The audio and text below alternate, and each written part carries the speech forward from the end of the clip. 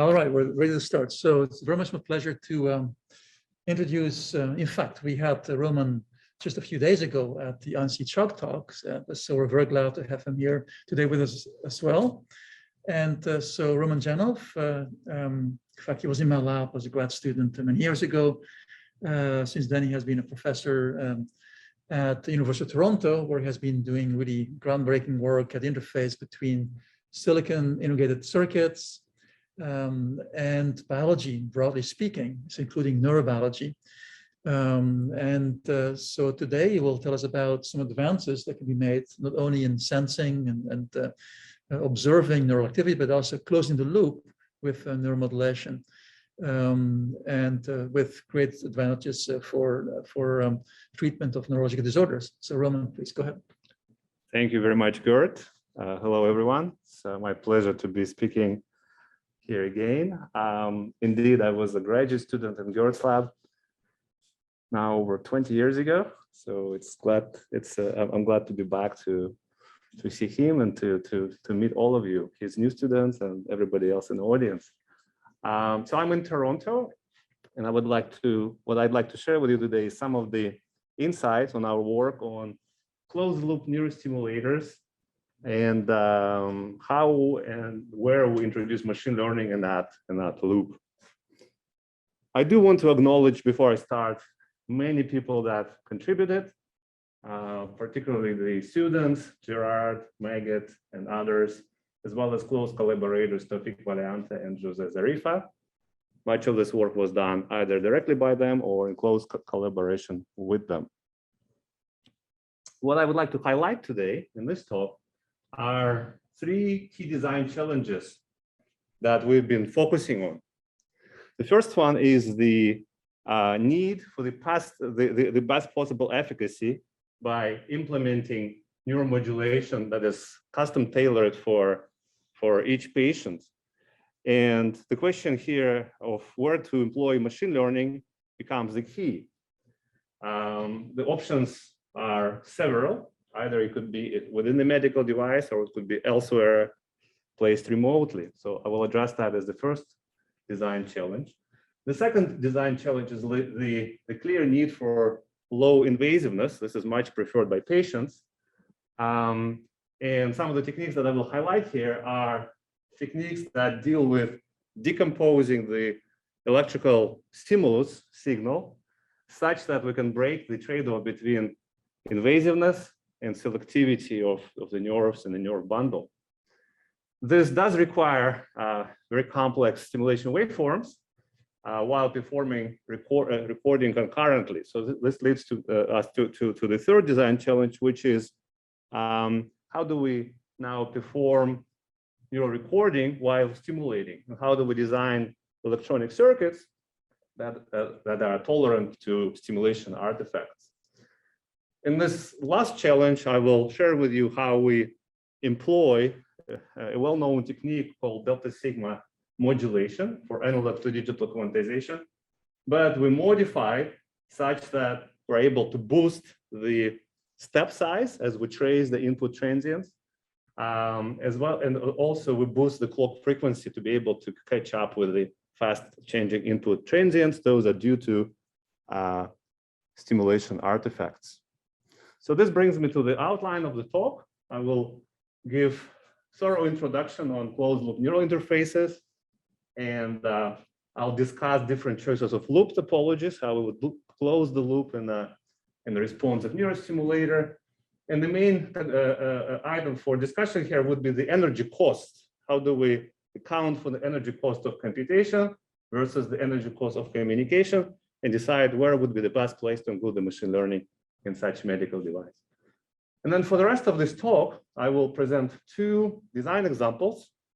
So this is item number 2 and number 3 on this list that highlight how we've addressed the three design challenges I just introduced on the previous slide. So the first design is the design targeting central nervous system, mainly non-invasive applications where both the computation for artifact tolerance and for machine learning are performed locally within the medical device itself.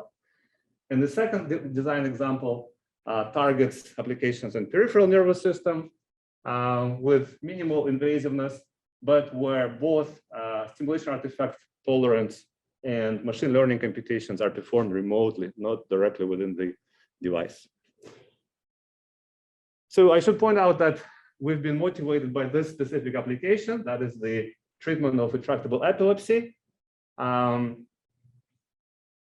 This is a close collaboration with a clinic led by Professor Tawfiq Valiant in Toronto.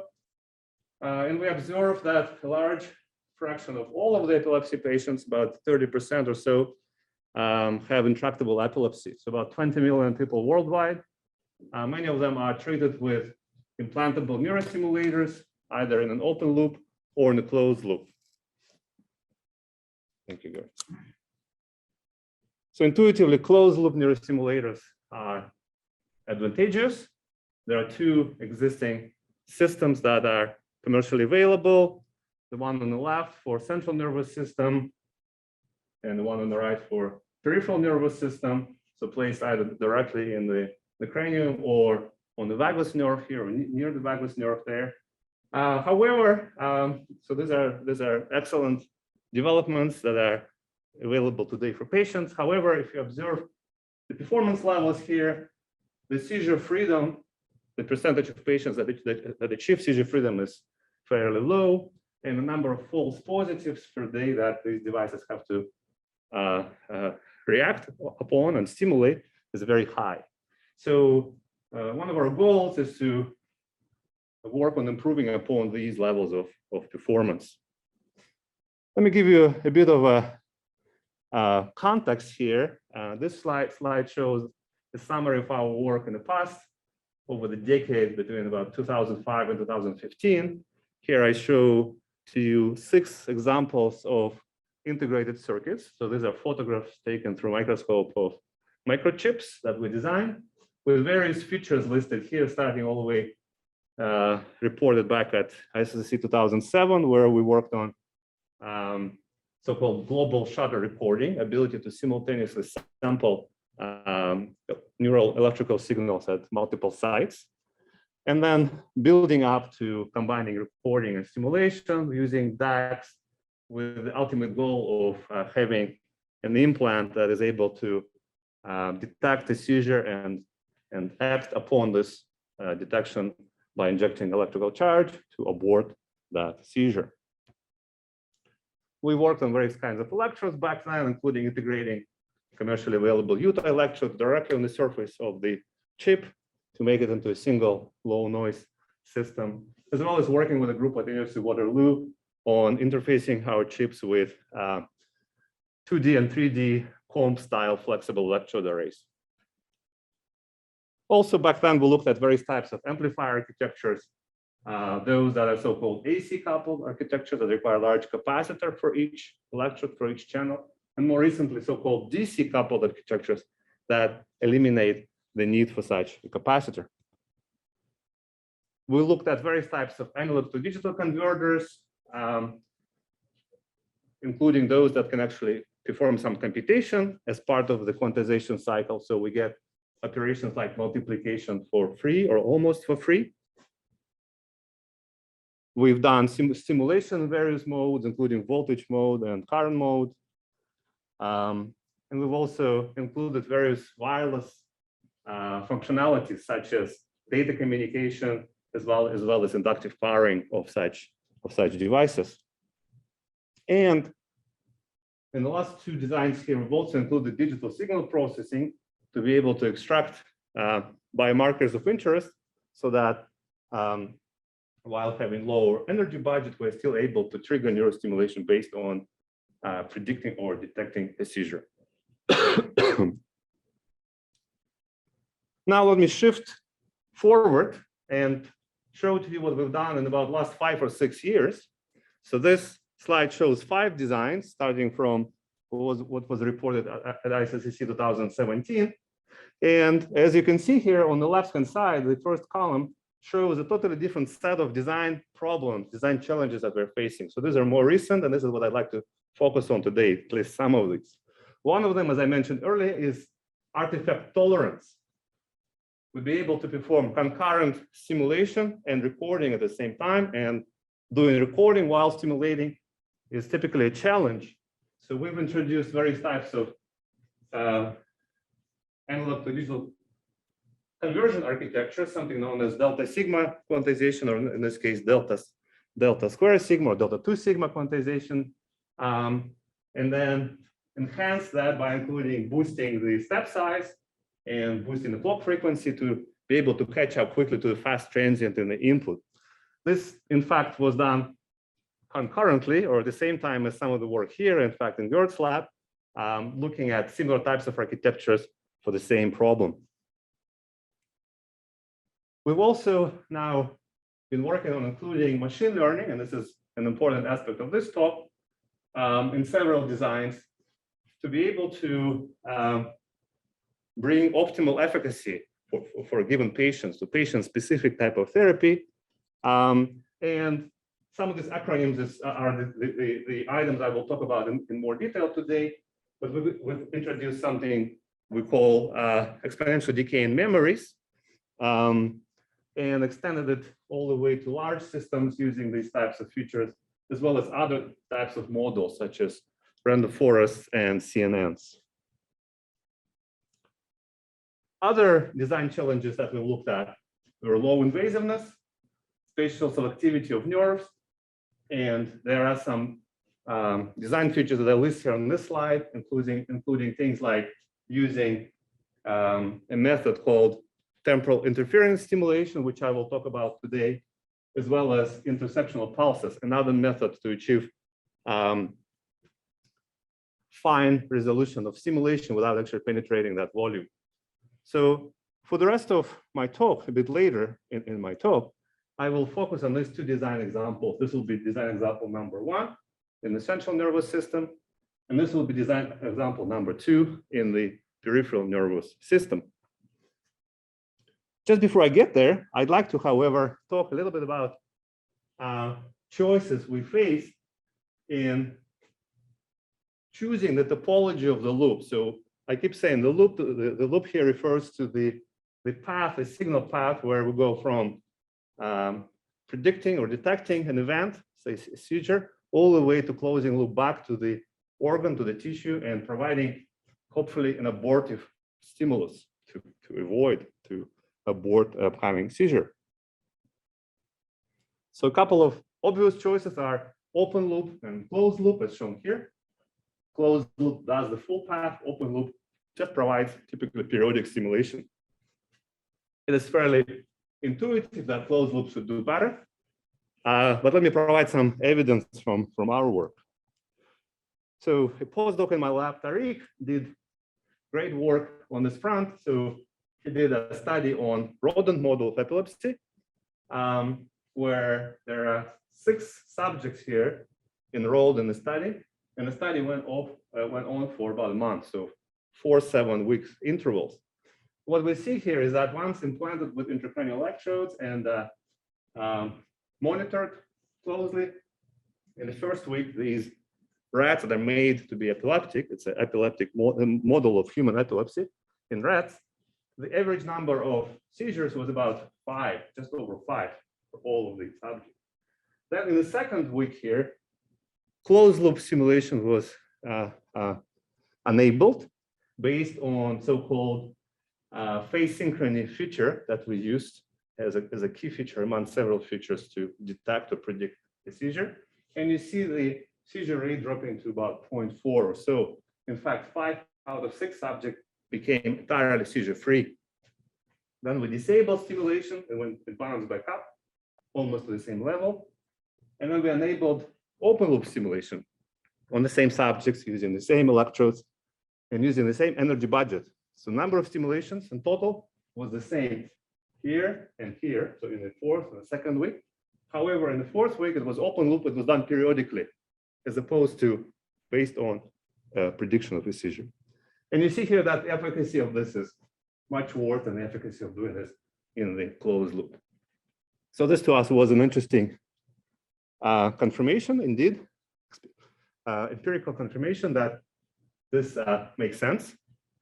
This is another plot that Tariq reported on, where we show that if after 1 week we enable open loop stimulation versus closed loop stimulation, you see a significant benefit of doing closed loop versus open loop versus the baseline where no stimulation is done. Now, what about humans? So this slide shows examples from fairly well-known Kaggle competition on seizure prediction. And these three plots correspond to the three most difficult cases, most difficult patients. On the vertical axis, we have sensitivity. On the horizontal axis, you have proportion of time in warning phase. So you'd like to be somewhere in the upper left-hand side corner. That's the best case. The point of me showing this slide is to tell you that different color here represents different algorithm. And for different patients, different algorithm or different methods work best. For example, the green one worked best for patient 1, but not for patient 2 and 3. So that is perhaps some evidence that in approaching this problem, one needs to, first of all, clearly include machine learning. Most of these methods are, in fact, such. But not just that, it has to be at the edge because it has to be in or near the medical implant, for reasons I will explain shortly. But also we need to include as many features perhaps as possible so that you have a feature-rich set. And in our case, we use features such as spectral energy, heart rate, and others. So that's great, but if you would like to do that on a local processor, somewhere that's a wearable or implantable device, a number of challenges. The resources are very limited. For example, if you assume that an implant, you could have, say, somewhere in the order of 0.1 gigaoperations per second of throughput available, and somewhere around 10 or less milliwatt available, that means that you would be limited to spending about 0.1 picojoule per bit or so in computation. And the amount of throughput is clearly fairly small. Another option could be that you could, instead of performing processing locally, you could ship the data to a remote processor where resources are not as constrained. So you could have, much more computational throughput and power, depending on your, say, wearable platform in this example. But the cost of that now is that the cost per bit, depending on your transmitter architecture, distances, and so forth, will now be at least 2 orders of magnitude higher. So one would be making a decision where you want to stay locally or where you'd like to ship information to an external unit for processing. Clearly, you could partition this task. You could say, well, I could combine the two perhaps. I could do the first processing, maybe coarse classifier or some sort of data reduction technique where I could clearly remove all obvious non-seizures. And then I would ship the suspects to a remote platform that now much lower data volume and perform more accurate computation at the periphery. And you can think of that now in a more general sense that there could be different layers to this. Could be a layer what could be done in a handheld or desktop and go all the way to perhaps cloud, right? So there are different layers where you could close the loop. So just to recap, you could do it in an implant, you could do it in a wearable device, some sort of handheld desktop, or in the cloud. Or you could also consider doing things like mixing this now with maybe simple repeating, where you ship data to one node and then perhaps ship it further out and combine that with processors. So there are many different considerations here. And so far, I only touched upon resources available and basically the computational complexity of your task, of your algorithm. But what about other things? For example, latency at some point becomes important. In fact, if latency becomes on the order of seconds, we have shown, and this is fairly unique data that we've obtained, that the penalty can have significant detrimental effect on the efficacy of your system. So for on the order of a second or a couple of seconds of latency, what's shown here is that initially closed loop simulation gives you a reduction of seizures about 90%. But if you now artificially insert certain latency, then the efficacy goes up. So here it goes from 90% to 76% simply by waiting a little bit longer. And I guess the hypothesis here is that you'd like to catch seizure progressing as early as possible before it establishes itself, and it's much harder to correct or abort using electrical charge. And one can think of other considerations that will affect these choices in terms of the loop topology.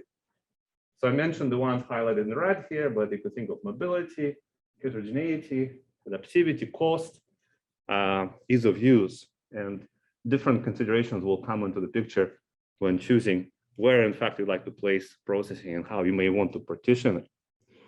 So having said all of this, what I'd like to illustrate now, a couple of basic choices. I'm not necessarily going to dive into very complex choices, but I do want to illustrate two basic choices. One is including machine learning and other types of processing needed for this device to function properly locally in a medical device, item one, or performing or shipping all the data and performing the processing remotely on, say, some sort of wearable platform.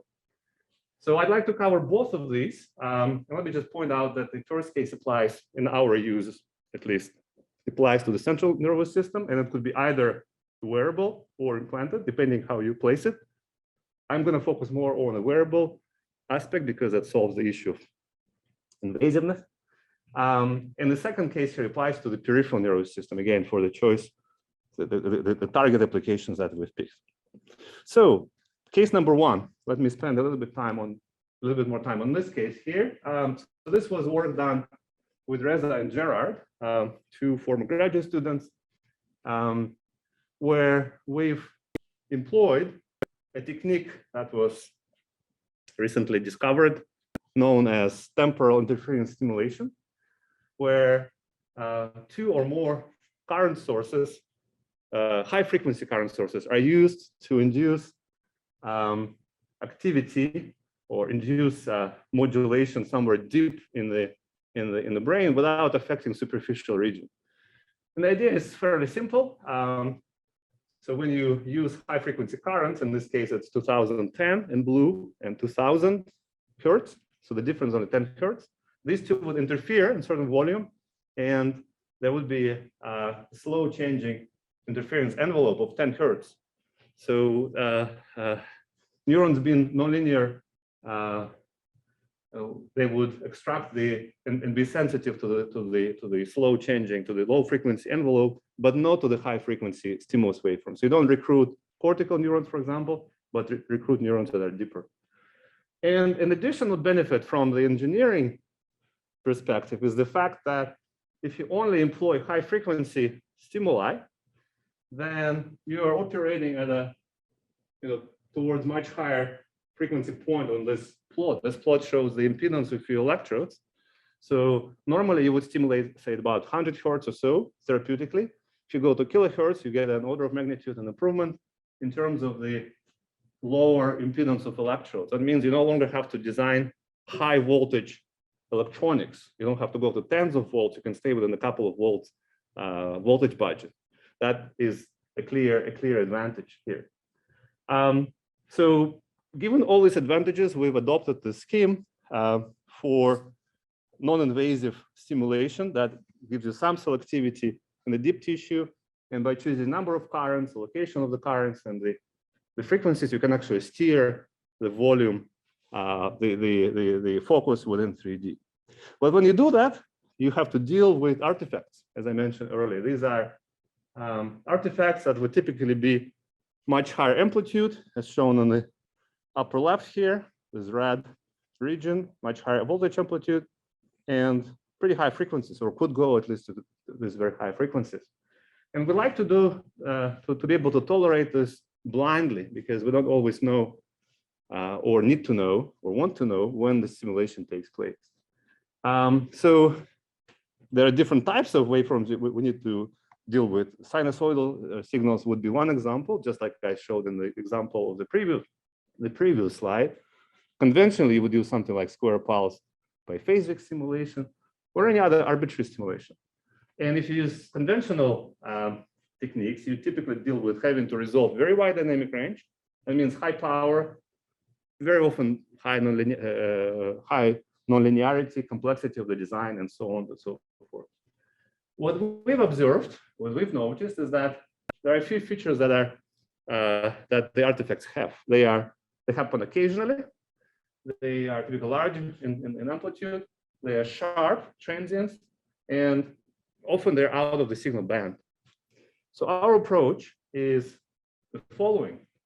We monitor the signal to the point where it almost reaches saturation. And then we engage something known as auto ranging to be able to basically zoom in and out of range to be able to track the signal. We also boost clock to be able to catch up to the fast changing input as quickly as we can. And then we maintain, so we keep the signal and we keep the artifact together all the way to the digital domain where it's easy for us to filter out the artifact because it's out of band of the signal. So that's the approach we pursued. Briefly, how it's done in practice. So the way we deal with artifacts is what I just described, but we also deal with the wide dynamic range of the signal itself. So this slide deals with the neural signals in the absence of stimulation artifact. So it's well known that the spectrum of neural signals would be of the shape of 1 over f to the power of n type of a spectrum, and one would conventionally use something like a first order delta sigma quantizer as shown here on the left hand side. But the problem with that is that quantizer would need to have the integrator shown here in gray color that would need to be wide dynamic range and typically need to be statically biased. So our solution to this is to push this integrator out of this forward path and replace it with 2 integrators. So as shown by these 2 arrows. One is now at the output in the digital domain, where the overhead of inserting it is very small. You basically reuse or augment your so-called decimation filter that's already present there. The circuit for it is present there. And the second copy goes into the feedback, which now becomes or can become a single passive capacitor driven by a passive charge pump. So you basically get rid of the most power intensive requirement of having that integrator in the feed forward path. So that's one approach to doing this. And this, of course, would be a DC coupled system, so it doesn't require any large capacitors on the input. It would be fairly small. One can maintain high input impedance even if you do chopping on top of this. Yet it is very small. So this would the system block diagram look like. There are many blocks here and maybe too many for us to absorb. Let me just point out that the focus of today's talk is on what's outlined in red, and the rest of these blocks are just peripheral blocks to enable various types of powering and wireless connectivity, wireless functionality. And now if I were to zoom in further into what we here call a neural ADC, and there are in this particular design 64 of such channels, then one design solution could be a solution that doesn't require any amplifiers, any statically powered amplifiers, a so-called op-amp class solution, so that the power is never just drained through basically a wire, through resistance from VDD to ground. So this design choice employs a differential difference dynamic comparator at the upper left there, and a dynamic charge pump in the feedback here. However, one would notice that just like in any conventional DC amplifier, if you have a very fast changing input, such as this input here, the dashed black line, then it would saturate and take could take up to several seconds to recover. So a couple of techniques we've added on top of this architecture to make this tolerant to input stimulation artifacts. The first one was to modulate the size. This IDAC stands for current mode digital to analog converter. It generates waveform in a certain minimum step size, but you can boost it using radix C exponential deranging. So if we notice that the signal of the input is moving very fast, we're trying to catch up with it by changing the step size from the minimum to something that's growing exponentially larger until you reach the transient, catch up with it, and then the step size goes back down. And this is what's highlighted here by several fairly straightforward digital blue blocks.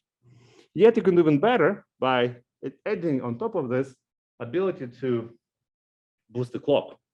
So you can go from your standard clock, low frequency clock, flow, which keeps your power, for the majority of the time lower. And then when you need to engage it to catch up with input transient, you boost it. So we boosted here up to 10 megahertz. And that way you get an additional improvement in how quickly you could catch up to the transient at your input. So that's the essence of some of the techniques we've used to be able to maintain ability to read signals, record signals, even when we're simulating concurrently. Let me talk now about the second part of the system, where we do digital signal processing in the device.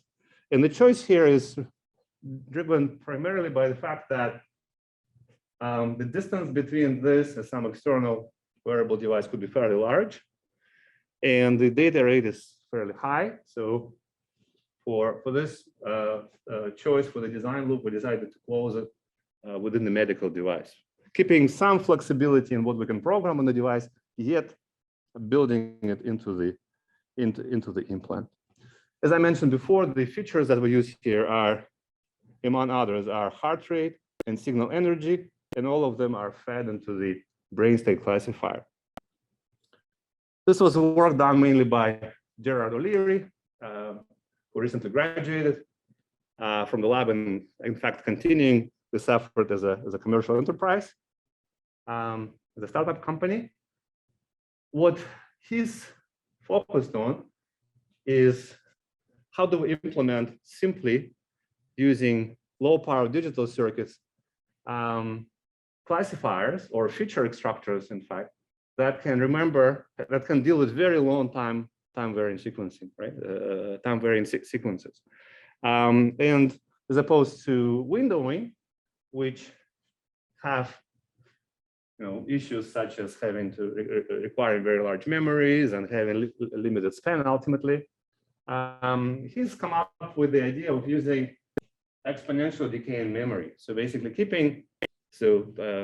triggering a signal on an event's presence, and then keeping a decay memory of that using very simple digital logic. So you have some shifters and some adders. That's all we have. And then by now applying these transforms on different types of features, such as pre-process, such as band energy or heart rate, one could come up with a rich set of features, including various types of time scales, ranging between, say, minutes and hours and days and weeks. So if there was an event, some days ago, that would still be factored into this exponential decay waveform. And it's been observed that specifically for epilepsy, seizures are modulated by multi-day type of activity. So there are these rhythms that seem to be indicative of an upcoming seizure, and some of this could show up as early as days in advance. So having very long memory to remember these events seems to be an important aspect of this system. And again, to illustrate this in time domain, let's say you have a seizure shown in red and you had some biomarker presence prior to seizure. If you have a gap between the blue and the red that's longer than your window, then conventional methods could have a problem. Even if you just detecting a seizure, there would be some latency in your windowing approach that would also negatively affect the efficacy of your stimulation. So instead, if one could have data remembered about the biomarker, and this is a fairly simple idea, but yet quite powerful, then at the point where you need to do prediction or detection of a seizure, these inputs could be considered by the classifier for a better decision. Now, Gerard's done lots of work on applying this to different domains. This particular domain deals with non-invasive use, where we detect sleep states, both for applications in memory, but also in epilepsy. And you see here, so this data from a data set, CAP sleep database. This is human scalp EEG, surface EEG. The upper waveform is EEG. The second one is ECG. The greenish map here are the features extracted at different time scales using this exponential decay in memory. And then at the bottom here, you see the result, where you are able to detect over time scale of hours, different sleep states.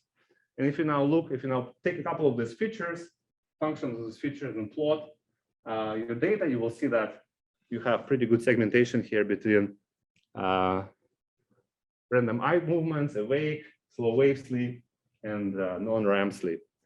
Why is this important? Well, for a couple of reasons. One reason is that it's been postulated that this yellow region here is important for memory formation. So if one needs to perhaps focus on that as a problem, one could maybe deliver non-invasive neurostimulation, for example, in entorhinal cortex to provide an improvement for long-term memory. Perhaps this is a hypothesis here as a possible use case, and also illustrates a possible combination of using temporal interference, non-invasive stimulation, and scalp-based, so surface-based recording. Okay? So perhaps worth trying. Another case is an invasive use case. So in this case, we have now looked at another database for humans. This is intracranial EEG. So this is EU epilepsy database. On the upper left here, you see an example of a seizure. And also the ECG recorded concurrently with it. The features that we compute on this type of processor, what the features look like if we visualize them with a couple of feature domains here selected, and the detection by the processor here. So where would one use this?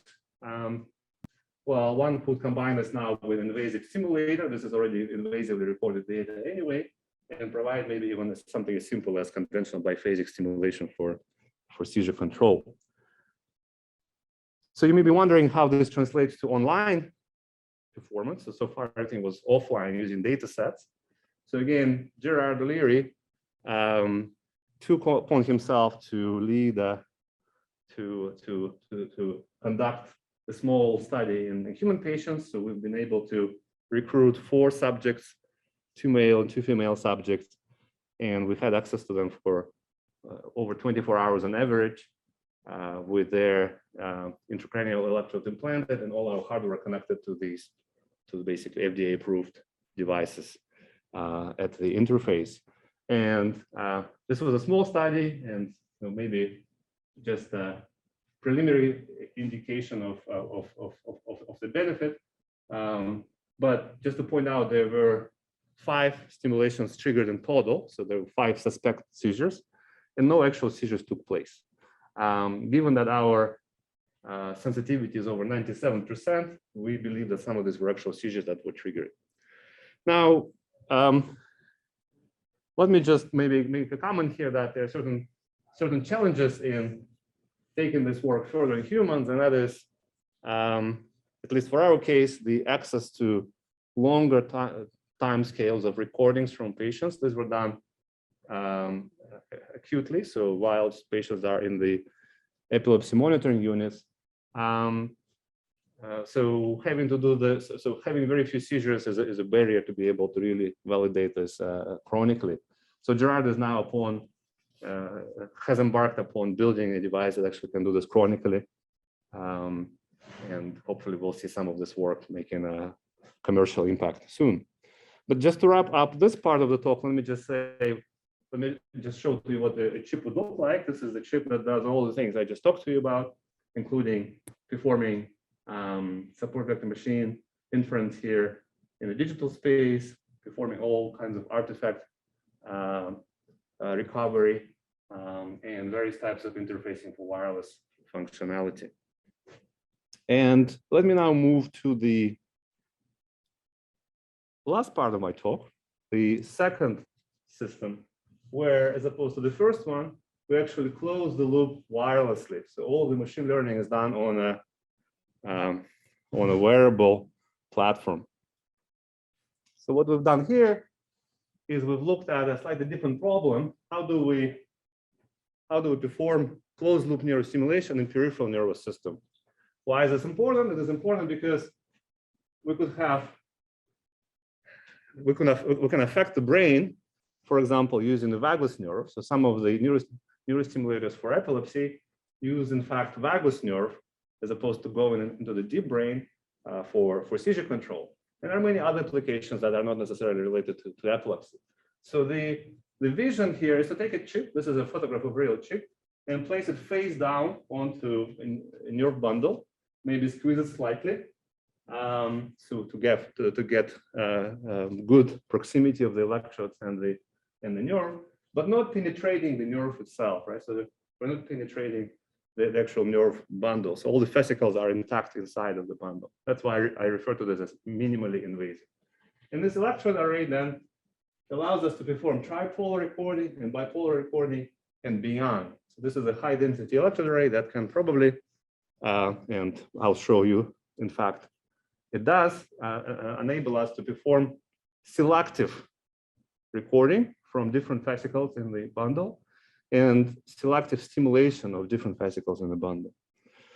So first, how do we do stimulation? So again, we're borrowing work that's been done by others in the central nervous system and trying to apply it to the peripheral nervous system, where this is something known as intersectional pulses. You have several current sources that are turned on in pairs. Let's say I1 here and I1 there, sequentially. Each of them is a small current, so subthreshold, doesn't recruit any neurons. But as you engage them sequentially, the charge eventually builds up somewhere deeper in the tissue, but not necessarily on the surface, near the surface. So you're able to recruit axons that are perhaps somewhere in the middle or somewhere deeper selectively. And if you now choose the locations of these current sources and the magnitude of the currents, that you should be able to steer that focus of the stimulation. We've done a lot of numerical simulations of this approach, and I'm trying to do this experimentally, but this is one of the approaches among several that motivated this work for the chip design. So what we've done on the chip is we've included a number of features. So it's again a busy diagram here. I'd like to focus only on the essential points that are relevant to the talk today, and that have to do with this 64-channel recording array right here. The rest of this is peripheral circuitry to enable the full system wireless functionality, including inductive power with on-chip foil. As far as the channel itself, again, it's a delta sigma analog to digital converter, but this time we actually use it together with a wireless RFID style interrogator in a loop, in a wireless loop, where we can in fact change adaptively the reference voltage of the ADC, so you can trace fast transients, and we can again boost the frequency of the clock to catch up with the fast transients at the input. And what it looks like is what I'm showing on this second slide. So there are two blocks here, and that's what's important. The one on the left is the implantable integrated circuit, implantable chip. What's on the right is this external RF interrogator, and they communicate by means of sending commands to the left and sending data to the right. This was led by Maggot, who again graduated a couple of years ago now. So what are the key functionalities of this busy system? So let me highlight them in color. So just to pay attention to the color and maybe less so to anything else. So for example, this block here would be able to do averaging low pass filtering, detect the DC, and then make the system change the reference voltage that comes to the recording ADC. So the baseline, the reference voltage can be adjusted up and down depending on the transient on the input. The blue block now can perform saturation detection. So once we're near saturation, using several digital blocks there, it would boost the clock frequency, and again, it would be communicated wirelessly by means of commands to the implant, and the clock would run faster. It includes stimulation control, so it's a state machine, a finite state machine here that is able to generate the types of waveforms that one needs and ship them to the delivery on the chip on the left-hand side. And the point that I really would like to spend a little bit more time on is this last point here. The chip also includes the so-called neural pathway classifier. This is the block in orange that computes spatiotemporal signatures of the signal we're recording from the neuron and performs some dimensionality reduction and then performs inference. So here we use CNN-based classifier, and ultimately that will be connected to closed loop stimulation state machine again to provide the best stimulus based on the classifier result. Let me elaborate.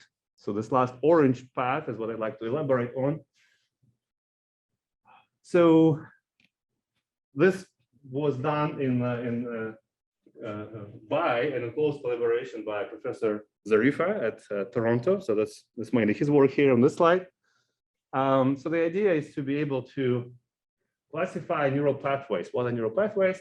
Basically, we need to correlate, we need to be able to tell what kind of, say, mechanical activity or other activity a particular signal corresponds to. So the three classes of pathways are shown on the left, something known as dorsiflexion, when the food is brought up, something known as plantarflexion, when the food is extended, and pricking by a needle. And the goal of this particular effort was to be able to fairly reliably or with high confidence differentiate these three types of stimuli, these activities. So a 56-channel electrode array was used on sciatic nerve in the rat, and activity was recorded as a map as shown here. And this activity was then used as a feature map for CNN. And you can see here, for example, even visually between case A, dorsiflexion, and B, plantarflexion, even just observing it visually, there are certain differences that could be detected. But to get a better performance, what's been done is these electrode arrays are scanned in two different ways. One is scanned perpendicular to the nerve direction or in the transverse direction. And the other one is scanned along the nerve direction in the longitudinal direction. And you get two different types of maps, one is emphasizing the spatial features, the other one emphasizing the temporal features. And we've taken all of this, and we've taken this model, devised this model, and put it in an FPGA, low power FPGA that sits on this RF interrogator in close proximity to the implant, so that we can run this on a fairly low power in real time, where there are basically three layers of convolutional layers and interleaved with max pool layers, and then connected to a fully interconnected network layer at the output to produce these three results, A and B and C. And the confusion mask here on the right shows that the classification accuracy is around 76% or so for these three types of neural pathways. So the idea here is that I've demonstrated to you that in this third part of the talk, that there are hopefully ways leading us to be able to perform selective simulation on axons or at least fascicles within a larger neural bundle without having to damage the nerves, so penetrate the nerves. That's where most of the damage takes place. You don't have to put any threads or any electrodes inside. That's the current direction we're working on. We've just started a new project focusing specifically on that. And the second aspect of this is to say that if you have this high density electrode that wraps around your nerve like a cuff, then you may be able to deal with this additional information that is available to you, even in the form of simple images. Maybe you can do it even better to be able to infer what type of activity is being communicated or being passed through the nerves. So that brings me to my last slide, where I'd like to summarize again what I highlighted in the beginning in terms of the 3 design challenges that I focused on for today's talk and the solutions that we proposed. So for the first part, obviously we'd like to have patient-specific therapy, and a couple of design choices have been presented here. One is having inference engine directly in the implant without having the penalty of wireless communication, the energy penalty. So that gives you low energy, low latency. Or the other option is to have a remote inference engine where the energy cost could be higher, especially for high data rate. The second item that I focused on is low invasiveness. A couple of methods I described, both for central nervous system and peripheral nervous system. So temporal interference so I talked about application in the brain, and intersectional pulses, I talked about application within a nerve bundle. And the last point here was to highlight the importance of being able to record while applying complex stimulation waveforms. And here we looked at the fairly conventional ADC topologies, but then modified them such that we're able to trace artifacts by exponentially increasing step size or boosting the clock frequency, but without the penalty of conventional circuits that pay the heavy power, the energy price by having to resolve such a wide dynamic range. That brings me to the end of my talk, and I'll be happy to take your questions. Thank you.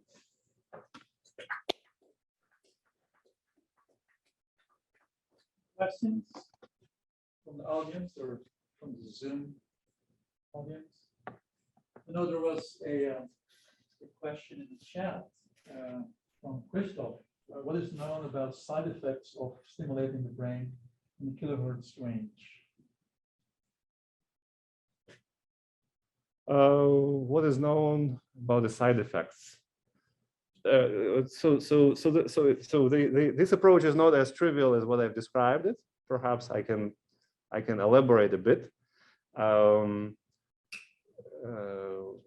So these are fast transients, and even just to start the stimulation, you need to kind of phase it in and phase it out to avoid, in fact, recruiting other nerves in the brain. So there are techniques of gradually phasing them in and phasing them out, so you don't have abrupt changes from no stimulation to high frequency stimulation.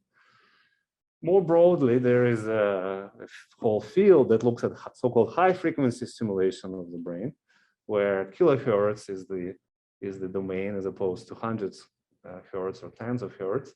Well, there are, I suppose, pros and cons to it, and indeed there is exploratory work in that domain. But as far as this specific approach, yes, you have to be careful not to recruit neurons by abruptly turning the stimulation on at high frequency. I hope that gives you some additional background. There may be other negative implications of this, which I'm not aware of. Well, so definitely in the case of epilepsy remediation, you want some effect of this stimulation. And could you elaborate a bit further? So you have used this machine learning techniques, right, and trying to map what you measure from the recording to some kind of strategy of how you stimulate. But is there some intuition behind it? So is there some phase relationship between the stimulus you give and versus, say, where you're in the epileptic waveform? And so what is what is most effective in stopping the epilepsy? Right. So it's a good question. Maybe just to answer this question and also follow up on the previous question, you clearly don't want to stimulate with something that would trigger a seizure, that would actually create a seizure, and that is possible, right? I mean, you can even shine light sometimes in shine flashing light in when you're doing surgery, when you have an open brain, that could trigger a seizure in a human, apparently. So seizure state is a highly synchronized activity, typically in both hemispheres. So when the system becomes into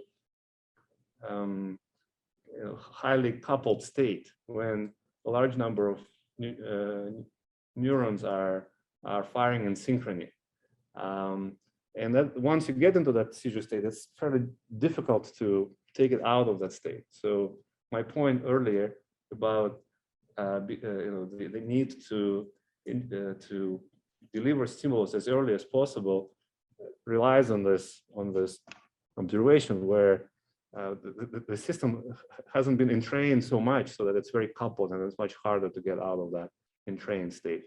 But yes, it's a highly synchronous, recurrent oscillations. That's the nature of a typical seizure. Yes, and so you can imagine some phase relationship between a stimulus and the waveform that you have. Some phase will give you constructive interference and will give you destructive interference, and so it may not be as simple as that, but it's an interesting intuitive approach. Whether just providing stimulus out of phase could be sufficient to distract. So some years ago, we looked very closely at phase synchrony as a parameter, not necessarily to trigger a stimulation that somehow phase related to the observation we made, but more so in terms of realizing that in most cases, just looking at the two hemispheres and getting the phase difference measurements is a pretty good indicator of an upcoming seizure. The more entrained they are, the more in phase they are, the more likely the seizure is going to happen. We haven't looked at, we've talked about it, but we've never looked at it, and I haven't seen really much concrete evidence from trying to do like out of phase simulation for epilepsy. Not sure if there is any solid evidence to support that. please. Excellent result. Thanks. In the acute study for the epilepsy patient, where was the stimulation delivered? So the currents from 3 up to 8 milliamps were delivered maybe 5 times.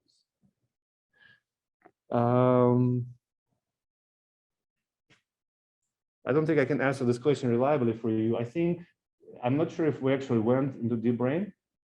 It may have been just the cortical grid, but usually there is a combination of ECOG grids and strips that go in depth.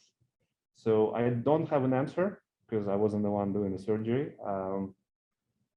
But my general answer to you would be these patients are admitted for so-called pre-surgical evaluation, where they are placing grids of electrodes and more so lately strips of electrodes and maybe some depth electrode or two to do a couple of things. Number one, ensure that they are good subjects for resection. And number two, to rule out that the resective region overlaps some of the critically important regions like motor cortex or auditory cortex. So that's why they're there. We are piggybacking on top of that procedure, and the extra time that the patients are in the hospital, we use the same electrodes to do these experiments. It could be different for every patient. I don't have a good answer for you, but I suspect most patients had some sort of depth penetrating electrode as well. Another question related to the temporal interference, was that validated in vivo or in the benchtop? Yeah, so good point. So we've used this method as a method that's already been done by others. I think it came out of Yes. at Boyden's lab initially, and then followed up, I think, as Grossman. So this was actually, I first heard about it here in San Diego at SFN 2017 or something like that. That's how I came to know it. So they've done a bunch of work. I've heard their talks a few times, including at Imperial College. There's a fairly good evidence that it's interesting, at least. What we've done is we've done a simple experiment on a rat where we placed 4 electrodes on the surface and looked at the whisker movement and trying to shift the focus left and right and trying to see which whiskers move. We observed that, but not enough rats, enough iterations to make a plot here to claim that. But it was interesting to see how simply switching the currents changes one whisker versus another whisker movement. So, we tried to hit some other sensory cortex, I guess, or motor cortex, or both. So that's, that gave us more confidence in the method. But it has received quite a bit of attention in applications to humans as well.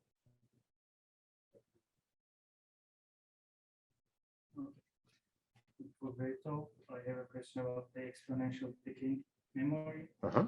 So that memory seems like the decaying portion seems like the basic RC circuitry in the analog domain, and it seems like it can be implemented in the analog domain.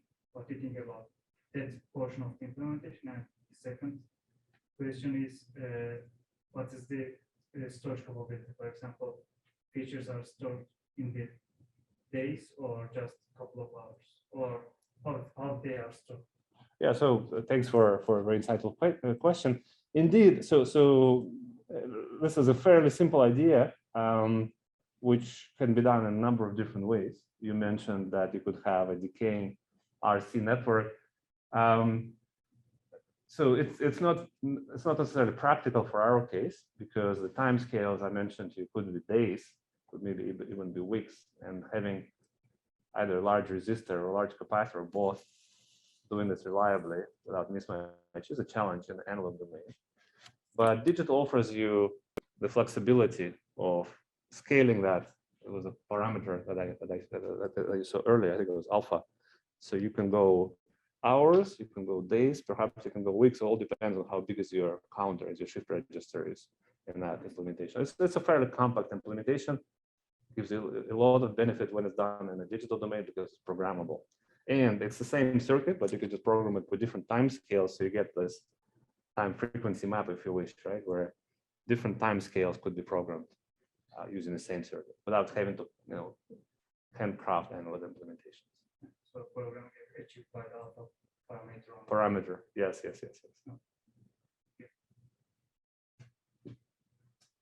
Would there be an advantage of, so this was all electrical, right? So adding measurement of electrochemicals and photosynthetic sensing of dopamine or other things, or Right. or potassium.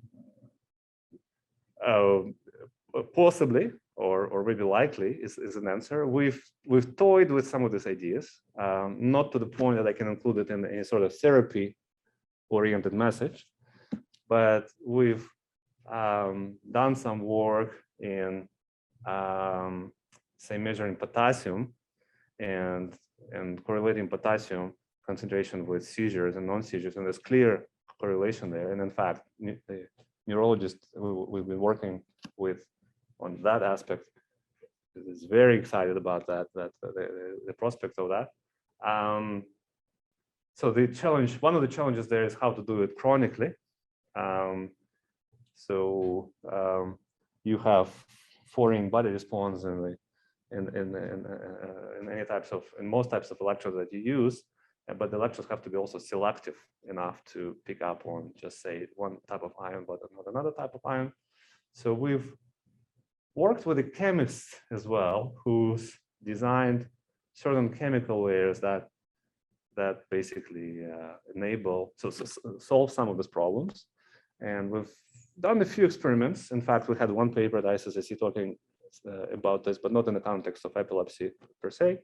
And we have some ongoing work right now to take it one step further. So indeed, ultimately, if you could have multimodal recording, and if you get additional information, additional features, be it just ion concentration or neurotransmitter concentration, combined with electrical recordings, that probably would give you much more insight, at least much more targeted insight, because electrical activity is fairly generic for different types of neurons. Just a quick question. Are there any design considerations on number of channels with respect to the communication or computation cost? Like, would a 16-channel array work better or equivalently to a 64-channel array without the amount of cost? So if I understood your question correctly, how does the spatial coupling, the degree of spatial coupling affect the other design considerations, such as the energy cost? That's a very good, very practical question. Let me try to answer it this way. So let me just say that spatial coupling is probably important to a point. The higher, the better, to some degree. Conventionally, this would lead to a number of other challenges. It would lead to a challenge of the power spent basically recording the signals before you even compute or communicate on them. So the front end cost and the cost of the analog to digital converter is a very important power consideration. The second would be the area of all of this electronics and how it could fit on one chip or several chips or flexible wafer or whatever it ends up being, or some non-CMOS electronic platform if it ever comes to maturity. The third obvious consideration is that the more channels you have, the more data you have, they have to compute on or ship. So that's a fairly obvious observation. So in fact, we are in the midst of a new effort in this area where what we're trying to do is, oh yeah, so, sorry, let me add one more point. Another important point is basically system integration. The fact sheer amount of pads or pins or contacts that need to be made between hard silicon as we use today and some sort of flexible substrate that needs to have the form factor and the flexibility comparable to to be able to make good contacts with the tissue. That is also a challenge, right? So hundreds may be doable, thousands, tens of thousands becomes costly or difficult or just a expensive problem to look at. So either co-integration in simple ways, like many small chips, or combining the two technologies into one flexible substrate. That's the one I would think would be probably most exciting, for me at least. But ultimately, if you face the power challenge or the area challenge, what we are working on is ways to have very reconfigurable systems that can trade space for accuracy or space for power or things like that. For example, this is a lot of this activity is very sparse, right? So you just want to be able to observe very coarsely what's happening everywhere. And then you say, oh, there's something interesting happening here. Maybe the focus of the seizure starts to propagate in certain ways. It's like these waves that go back and forth, right? Then you can just track the activity of interest and focus all of your resources on that and ignore everything else for a certain period of time and go back to monitoring everything else. So that's what we're currently working on from the electronics perspective, right? So given a certain power budget, how do you increase your spatial coupling by orders of magnitude without increasing power or area or cost, even maybe of integration by proportional factor? Yeah, so very good point. We certainly would like to have more spatial coupling, and maybe other techniques like optical techniques are another approach to do so. But certainly it's a challenge for electronics. Thanks for your question. Well, thanks so much, Roman. Thanks for having me over. Thank you.